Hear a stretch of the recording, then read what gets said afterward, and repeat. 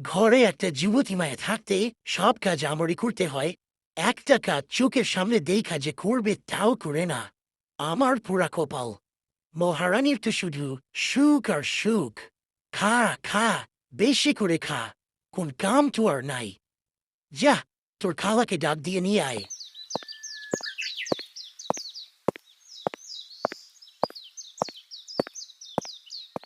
খালা ঘরে আসলো। বলো বুবু, কি হয়েছে? কি আর হবে, মিনা কি আর ছোট আছে? আমি কথা বললে একটু শোনে না। এত করে বলি আমার শরীর আর পারে না। আমার সাথে একটু কাজ কর। কিন্তু কে শোনে কার কথা?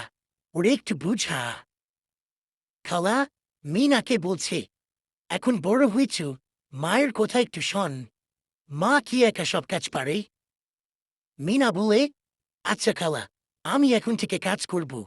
প্রত্যেক সন্তানের উচিত বাবা মায়ের কাজে সাহায্য করা, কারণ বাবা মা আমাদের জন্য অনেক কষ্ট করেন এবং সব সময় আমাদের ভালো চান।